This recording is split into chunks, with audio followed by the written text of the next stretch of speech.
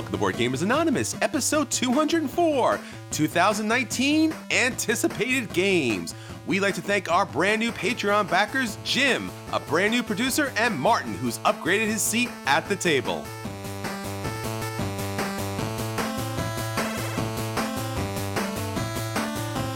You're listening to a proud member of the Dice Tower Network, dedicated to bringing podcasters together for the greater good of gaming.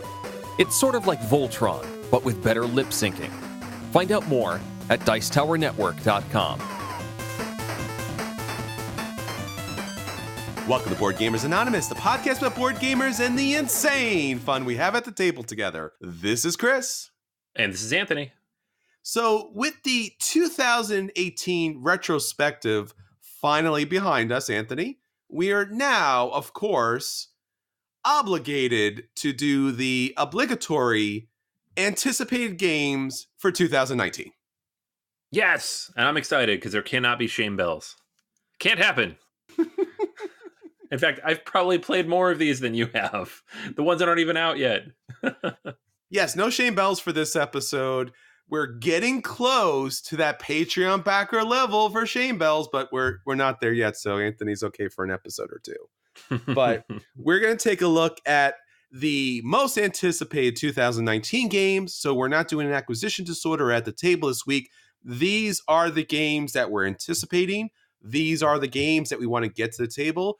And these are the games that are either on Kickstarter right now or going to be received by all of you good gamers out there, or are games that'll be hopefully hitting the store pretty soon. So with that said, Anthony, we have a lot of good stuff to talk about for this episode, but let's take one final look forward into 2019, and let's talk about what's our question of the day. All righty. Question of the week this week is, what are your board game resolutions for 2019? We asked the listeners this year, actually asked a bunch of questions about 2019. So this is the one that I kind of wanted to focus in on. But thanks for everybody who kind of shared the games they're looking forward to, which we're going to talk about a bunch of those today, and the trends that they want to see or not see in 2019. We'll probably talk about that stuff in the next couple weeks. But today, resolutions. So to kick things off here, Guillermo says he wants to play Gloomhaven from start to finish. So that's the only game he's playing this year, apparently. Chris says he wants to catch up with his acquisitions before getting many more. And a lot of people said that. Patrick said the same thing. And I think for me, that's probably something I would also like to do. Although with the podcast, it's kind of an amorphous thing because the new games come in, whether I buy them or not. There's people around me getting new stuff. So many games, you guys. Selena says to get the games organized and fitting in their allowable space. Chris wants to do better at logging his plays. We have, let's see here. Drew says limit his purchases and finish Pandemic Legacy. Zachariah says he'd like to buy a new game every month. So kind of the flip side of that. And Martin says he wants to go to more conventions. He's going to Dice Tower Con, but he wants to go to a few more. So, got some people wanting to get out more. Some people want to buy more. Some people want to buy less. Somehow I'm all of the above. But I think my overarching goal is to buy less games, play more of the ones I already have from the last few years, dig back into the well a little bit and maybe revisit some of the stuff that I loved, but maybe only played once or twice. Yeah, I think that's every year and one of those kind of New Year resolutions that never really gets fully kind of resolved. It's kind of like losing weight and getting to the gym, but it's definitely something that is admirable for all of us to kind of get those games back to the table. It's not always the easiest thing to do. I think for my board game resolution for 2019 is typically we're very busy playing games. Obviously, you and I doing this podcast takes up a lot of time, and we're kind of talking about games and the designers that design those games. I think for 2019, I'm going to reach out to more of the designers that design these games, probably on Board Game Geek, just to typically say hello. If not, thank you for a lot of these great games. 2018 was a great year for board games. And I just think in general, we don't say thanks a lot. We're always getting these games to the table and we're having a great time with friends. But I bet you there's a lot of designers out there and publishers out there that don't realize how much love for their games are really out there.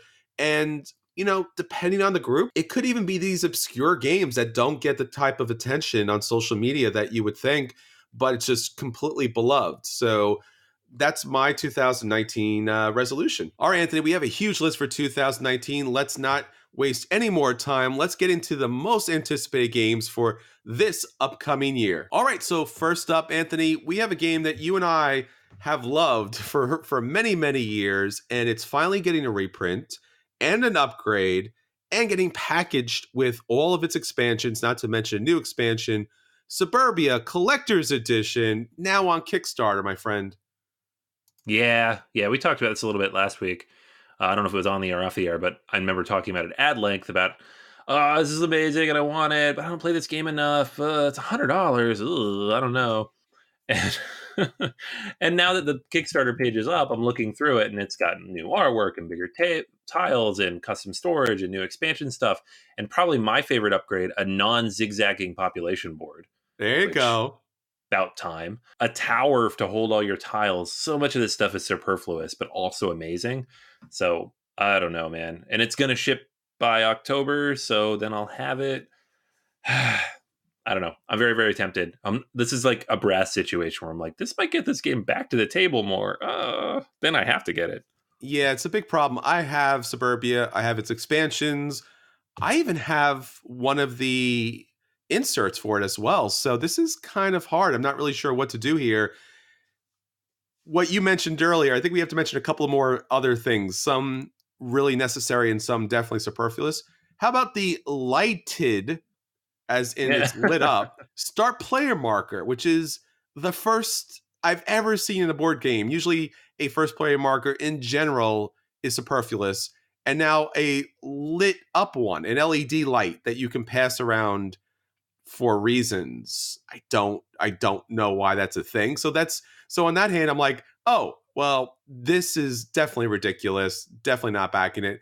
And then a little bit later in the Kickstarter, they're talking about interactive wood markers. Now, if you've ever played Suburbia, one of the big challenges of the game is to recognize that some of your tiles continue to score round after round, and sometimes, depending on the tile, on other people's turns, they could be in play. So what I ended up doing was taking these little tiny dice and placing them on certain tiles to remind me that those things would happen. I think somebody had produced these markers. Now it comes in the game, and now I'm really bummed about it. And I guess the funniest expansion part to this is they're going to give you the opportunity to pick what player colors you want to have in your game. And I don't even know what to say about this. This is just wonderful and completely ridiculous. Yeah. When something's $100 and you're like, oh, there's 15 player colors and player boards. Why? Why? It plays 5 players. Why are we doing Yes. this? And you could pick which 5 colors set you want. Not individual colors, but this set, or depending on the stretch goals, a certain other set. So yeah, that's a thing. So we've gone beyond. We've gone really, really, really beyond the veil as far as this is concerned. So if you're interested, it's up on Kickstarter right now, and it will back, or not back, but it's definitely going to back on Tuesday, February 12th. So you have a little time. Definitely check it out. Suburbia is a fantastic game. It's just a matter of the cost here. All right, Anthony. So let's talk about another game that was kickstarted. Football Highlights 2052. Yes, yeah, this is the follow-up to Baseball Highlights, which is one of my favorite card games, period, by Mike Fitzgerald, and probably one of the best baseball games, maybe one of the best sports games, period. That's a board game, and tons and tons of expansions, tons of different ways to play. It's a great tournament setting and everything else. And then they're bringing those same ideas and mechanics to football, which arguably can be just as interesting, especially the sport itself almost plays out like a tactical war game in terms of how you're setting up the offense and the defense and everything else. So putting that into a card game just works. It sounds perfect. So I'm definitely excited for this one. It's super on my radar. Looking forward to seeing if this one hits by the end of the year. Yep. Looking for this one as well. All right. So next up is a game that isn't officially out yet, but supposedly going to be out for 2019. Metal Gear Solid. Yeah, we saw like a poster for this at PAX, and I ignored it at first because there are so many of these licensed games floating around, and some of them are by companies that, I don't know, the games are fine, but they're not for me. Super, super thematic, light on mechanics kind of thing. But I find out that it's designed by Emerson Matsuuchi, and they're putting a decent amount of resources into developing this game, and it's, you know, building around that stealth idea of the core video game series. And I love the video game series, especially the stealth aspects of it. That's one of the first types of games where I really got into that. If they can make it work, if it feels like that, you know, if you have something that's like a Spectre Ops but Metal Gear, I'm all aboard. That sounds great. So hoping this one comes out by the end of the year. It sounds like it should, and get a chance to play it. Yeah, they're saying it's going to feature a highly dynamic AI system. A little suspect there, but okay. And sandbox gameplay. Okay, it's a little more challenging.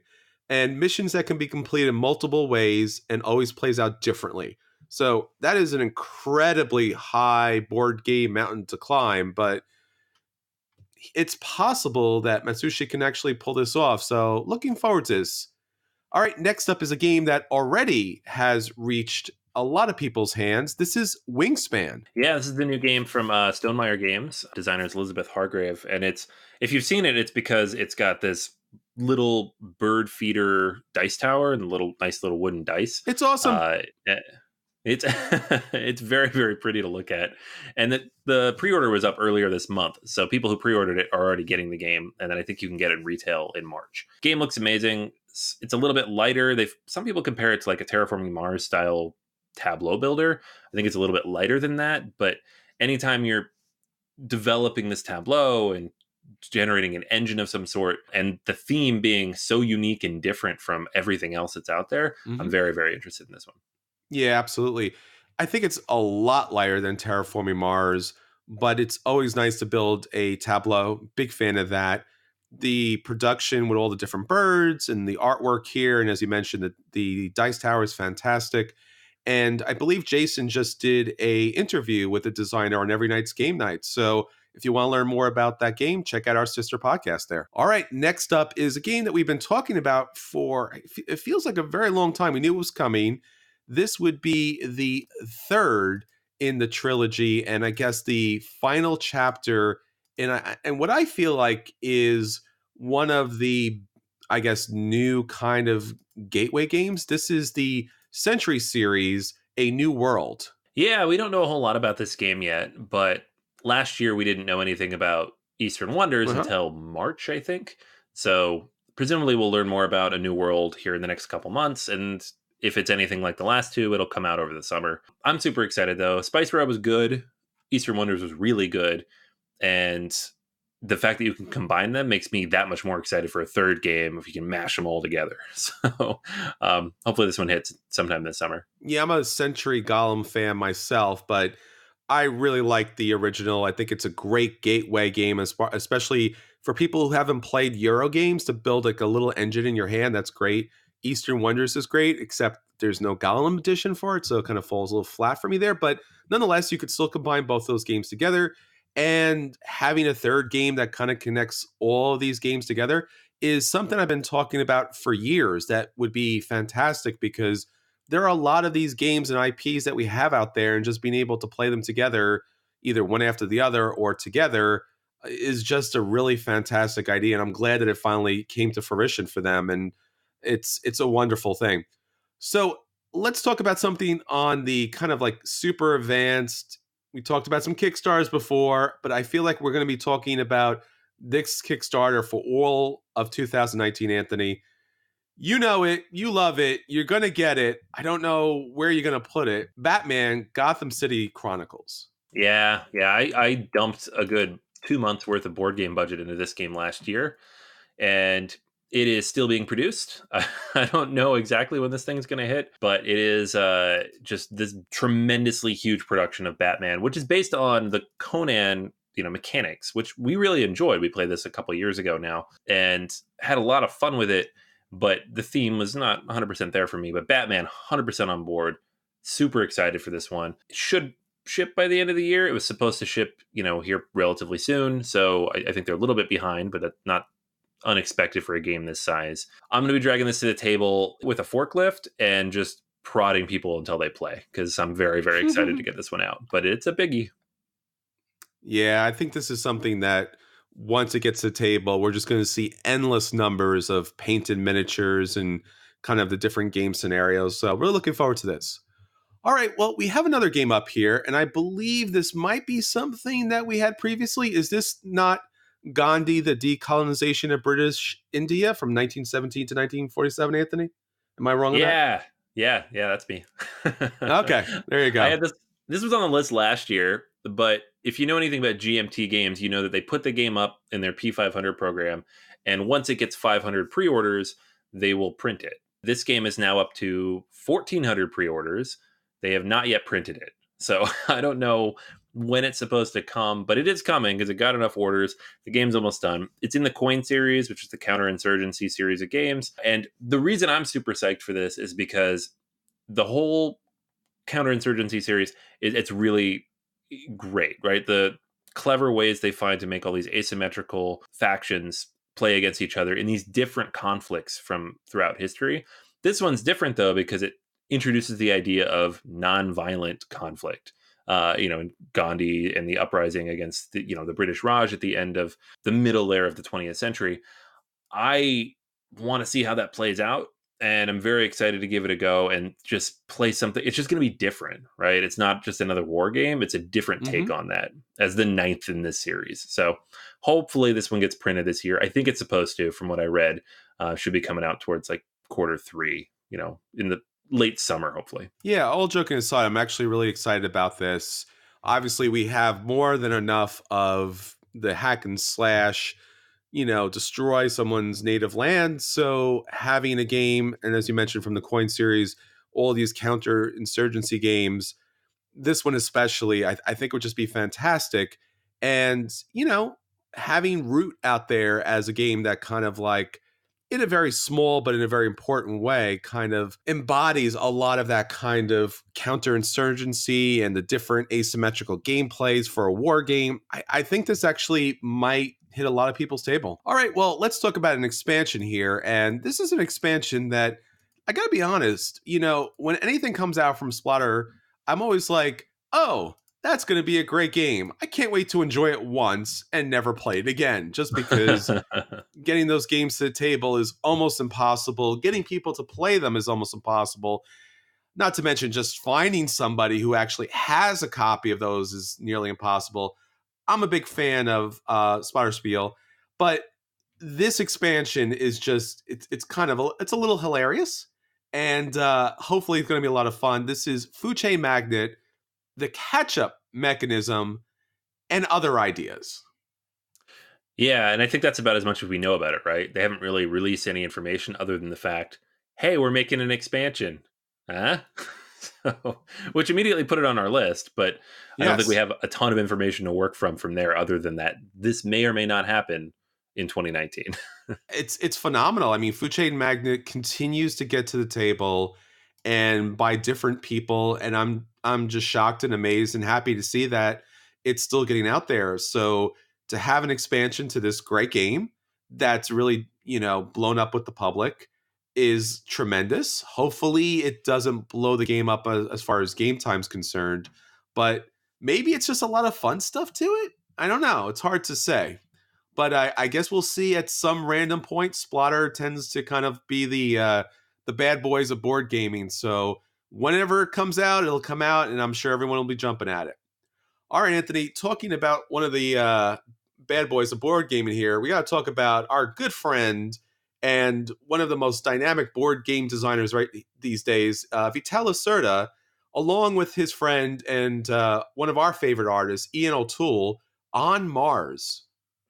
Yes, I'm so excited for this. I add it to my giant space above my shelf because none of these fit on the shelves of Tool Vital Lacerda joints from Eagle Griffin, these ginormous deluxe boxes. This is probably on Mars is probably the game that I've been most excited about of his in the last few years. They have Escape Plan, which we'll talk about in a minute, CO2, which just shipped to backers, and those are great, and I'm super excited to play those as well. But this game is the one I'm like, I can't wait. The Kickstarter is in April, I believe April 18th, and I don't know that the game will necessarily ship in 2019, but here's hoping. Yeah, it looks fantastic. And as we mentioned, the designer, the artist, the company, the theme.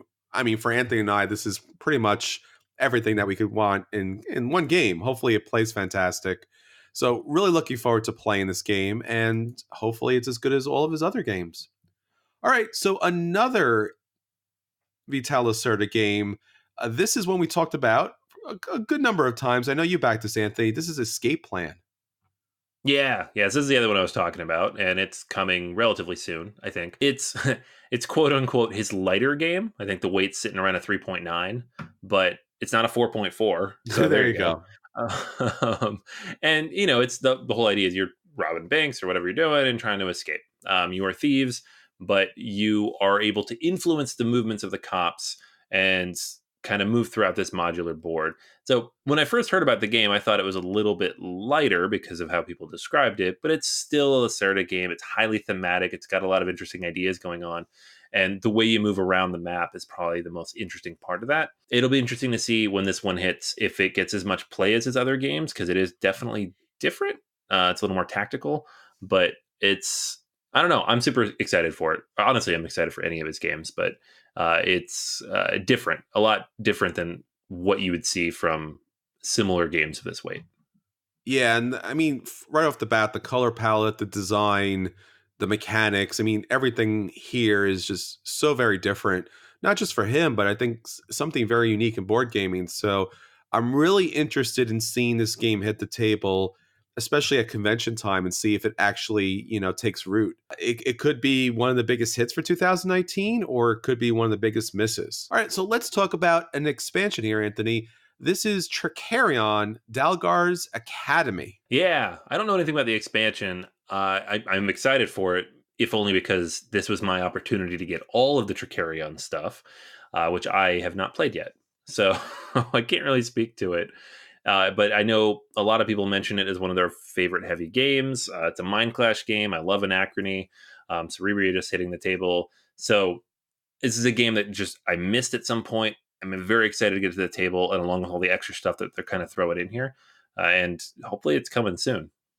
Yeah, I'm looking forward to this too. I have the base set. I have the other little expansions that came along with the original version of the game, and it is definitely crunchy. It's definitely a heavier game. It is by no means a hard game to play. It's a little time consuming. You have to play with the Dark Alley expansion. Just trust me on that.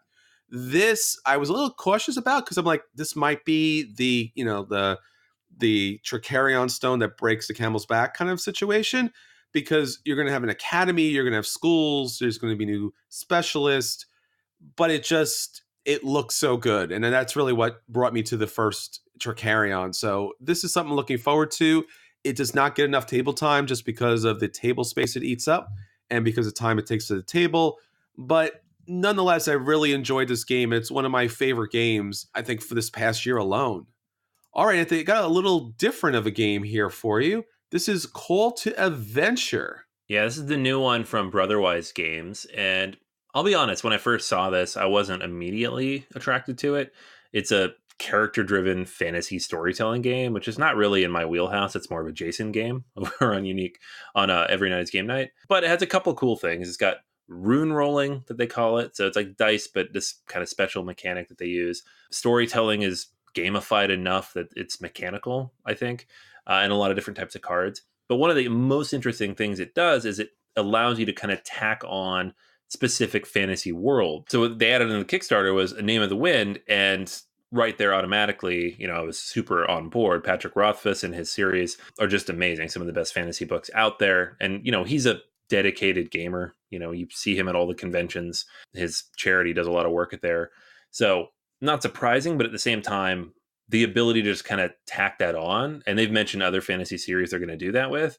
Now I'm on board. So hopefully the mechanics live up to the different types of stories that they're bringing in. Mm-hmm. But at the moment, I'm still pretty excited. Yeah, I really like the fact that Brotherwise Games is bringing this out. Once again, they could have taken Boss Monster and just made it their next Munchkin and just never did anything else. I really like the fact that they did Unearth and now Call to Adventure. So I really like the fact that this company is growing and really friendly people, really imaginative ideas. So this is something that just might have a kind of like niche kind of hold on the market upcoming. All right, Anthony. So we have another kind of small, but I think another kind of interesting game here, Tybor the Builder. This is an expansion from a game that I know you and I like very, very much. Yeah, this is a kind of a standalone spin-off of Oh My Goods from Alex Pfister. Oh My Goods is fantastic. It's one of my favorite small box games, decent amount of strategy. I have both of the storied expansions to it, which are relatively hard to find now, unfortunately. And this is a new-ish kind of standalone take on that world with new mechanics in it. But the basic idea is the same. You have a deck of cards, and all the different types of cards do different things depending on how they're used and where they're used. I always love that. It's so much fun. And Alex Pfister's penchants for adding chapters and scenarios to his different games is kind of something he started doing in most of them now. Makes it almost ideal for, if not solo play, often solo play, but if not solo play, at least repeated play, getting people back to the table, which is also very cool. So I'm excited for this one. Yeah, I like these games a lot. And the game is very, very small as far as the look of it's concerned. But just like his other little card games, there's so much game in here. So do not pass these games up. I think you'd really enjoy at least playing one of them, if not all of them at some point. All right, Anthony. So let's talk about a game that had a previous life and now is going to have kind of a renewal here. This was one that recently popped up on Kickstarter and should be getting to the table at some point soon. Snowdonia. Yeah, Snowdonia has been out of print for a little while. This was by Tony Boydell, who worked on Guilds of London and a whole bunch of other games. And it's kind of one of these like very well known games in the solo space for, I don't know, just various reasons. It's in the top 200, 300 or so as a strategy game. It didn't have a huge profile when it first came out, hence going out of print. But of course, like most good Euros, once it goes out of print, everybody wanted it. So they ran a Kickstarter. A lot of people backed it. It is shipping this sometime this year. Comes with all the expansions as well as some new content. Very excited about that. And I think that just anytime they bring back an old game and manage to upgrade it and make it look a little nicer and add some additional content, it tends to get to the table much more than it did the first time around. It's an interesting model when you really look at it. So I have yet to play the original extensively. So I'm looking forward to seeing how this performs when it finally hits the table. All right, Anthony. So next up is completely the opposite of Snowdonia here. We have Sorcerer. Yeah, this is exactly the opposite. This is a new game from White Wizard Games, the guys behind Epic and Star Realms and Hero Realms and all the realms. And this is a little bit different. You are going into a world of like fantasy creatures and vampires and all sorts of crazy stuff. And the game, like most of their games, it's kind of a back and forth combat game, but it plays 2 to 4. And you will be fighting against each other with kind of a unique deck building element to it. But you have these different locations that you're fighting over. I played this back at Origins, actually. They had copies of it out so you could play with it. And the way you build your deck at the beginning is very interesting. You have 3 different possible things you can pick from each of multiple different, possible options. The minion types, the magic types, the action types, all that kind of stuff. So you're building your deck at the beginning, and then that's your deck for the game, and you kind of have to learn it on the fly if you haven't played too much before. It was very interesting. Like thematically, I'm not sure if I'm on board just because it is very dark and bloody and gothic. That's not usually my thing, but the mechanics here behind the game were super, super interesting. And I'm very interested to see how this plays out when I have a chance to try all the different combinations. Also, if I'm able to get to the table all that much, just because, again, the theme is not something that tends to hit tables in my groups all that often. But mechanically, I think people will be on board. So you're saying no crossover with Snowdonia then? Man, we could hope, right? Special could be the next Essen promo. Maybe the Advent calendar next year There you could be a go. crossover. Kind of like a Kemet and Cyclades kind of crossover. Like there'll be some sort of like expansion packet that somehow crosses the characters over. Like you have demons, but they have to run an economy, so like they're really bummed out about that. But it's you gotta move those trains. It's a pick up and deliver kind of guys. So all right, so we have another game here, a little controversial, a little bit on the light side here. We have Paladins of the West Kingdom. Yeah, we can't have all big heavy euros that we're looking No. forward to. Although that if we made a top 10, that's all it would be probably. Um, the problem too at this time of the year is we don't know what all is going to come out at Essen. Like Blackout Hong Kong was announced in September last Hmm. year. We didn't know that was coming out. No.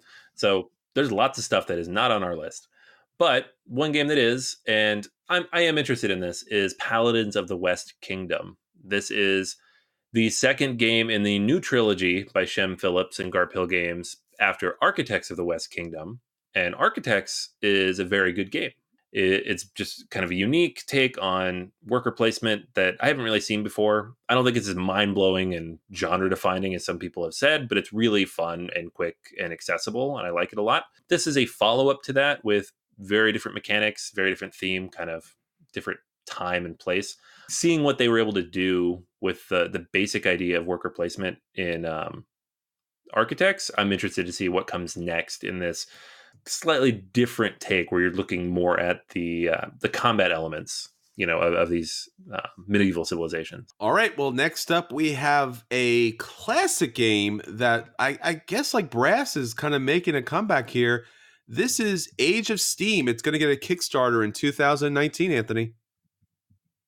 Yeah, we talked to Eagle Griffin about this not too long ago, and I like Age of Steam, but it doesn't come out too often. Partially just because it's older, and that's what happens. But it's also kind of ugly, Yep. like most of those old games. And like Brass, people don't want to play ugly games. It's true. Sorry, Martin Wallace. Wah I'm wah. sorry. But this is getting an Ian O'Toole remaster, I guess you call it. So it's going to look much prettier. We've seen some early screenshots of what the new board looks like, and and the different materials, and it's so much prettier, so much prettier.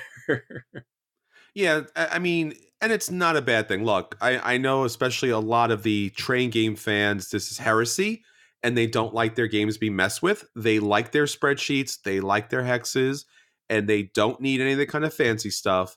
But for us normies out here, it's nice to have something good to look at, especially if you're going to play something for what sometimes is 5 to 6 hours as far as the game's concerned. Age of Steam is not that case, but some of those 18XX games are.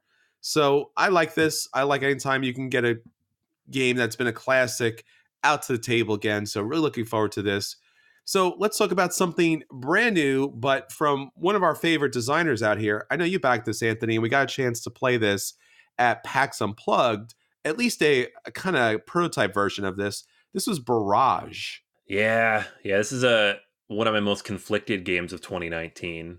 Um, I did go all in on this. I did back it based purely on the pedigree of the designer, and we did play it at Mhm. PAX. And I don't think I enjoyed it quite as much as everybody else, but I'm still interested to play it again. It's a lot of very unique ideas. It's almost like 18xx ish, like thrown into this whole idea of like running dams. And the theme in this game is whatever. It doesn't matter. There's Nikola Tesla stuff and all sorts of weird stuff. You're damming. You're building dams. That's what you're doing. But the way you do it, the way you try to track where the water's coming down and how to power your stuff and upgrade different things, and the way the resources go into the wheel that you're turning constantly, so much stuff to wrap your head around that I definitely want to try it again and see if I can wrap my head around it.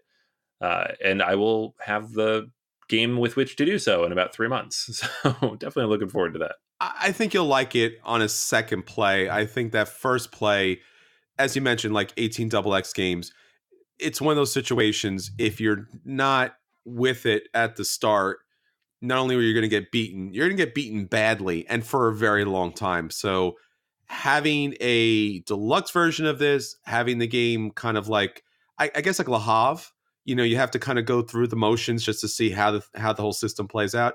I think you'll have a better time with this. I enjoyed the game, but I could see all of the challenges as far as, not zoning in right off the bat. Simone Luciani, I don't know. The guy's great. He does some fantastic games. So hopefully this is a better time at the table. All right, so next up is a game that we also got a chance to play at PAX Unplugged. Thank you, PAX Unplugged. And this is Underwater Cities. Yeah, this is so good. I think this is coming out in the next couple months. Rio Grande says quarter one for the US. And everybody should go I've been talking this game up to everybody. Anytime we play Terraforming Mars, I'm like, have you guys heard of Underwater Cities yet? Like, make sure you keep that on your radar, because it is definitely like the next iteration of what Terraforming Mars does in a new package. It's Vladimir Succi, fantastic designer. Mechanically, this thing was very tight. It's very polished, very streamlined. I guess the only problem we had with it was just the different bits and pieces, the components weren't 100%, right? Yeah, I think that was the big issue. But I believe Rio Grande said that they're going to upgrade some of these components, just make sure that they're a decent quality for, I guess, the US audiences. So when it gets that big release, it's going to be big. I have also been praising this game unrelentlessly to every Terraforming Mars fan I can find, and with disdain, avoiding their little cubes being thrown at me. But nonetheless, it's a fantastic game. You can still play both. It's not going to nuke Terraforming Mars, but it's really, really a nice departure from the I would say kind of wonkiness of that game. Underwater Cities does everything that Terraforming Mars does in a lot of ways, but it kind of becomes tighter, more manageable. You get your own board. There's some interaction with other players. And I'm a huge Vladimir Succi fan. I love his games, one of my favorite designers. So this is on the top of my list for 2019. And I don't think I'll be any place without a copy of this coming up. All right, Anthony. So another game that got a little talk up here. This is Villagers. Yeah, this is one that was up on Kickstarter not too long ago, kind of under the radar, but it's a card drafting game. You're building out a village. It's got very stark, modern looking art. It reminded me a lot, at least in the look and kind of the initial layout of it, of like a Paper Tales type of thing. But I'm hoping maybe with a little bit more meat on the bones, not heavier necessarily, just not so abrupt as Paper Tales was. I love drafting. I love tableau building. I love city, village, whatever you call it, building. So anytime you take all those things and jam them together, I'm like, I'm on board until you prove me wrong. And this is the next one up. So definitely looking forward to getting this one a shot and seeing how it plays out. And it should be coming out pretty soon. Yeah, I think we talked about this back when it was on Kickstarter. So it looks great. I really like the artwork here, and always nice to have a nice kind of easy game at the table. All right, Anthony. So next up here is a game that you and I got to see at PAX Unplugged. I know you recently got a chance to play it. Blackout Hong Kong. Yeah, this is Alex Pfister's new big box game. It is, uh, I mean, it's thematically, I guess there's a blackout in Hong Kong and you're working with different volunteers to try to resolve that.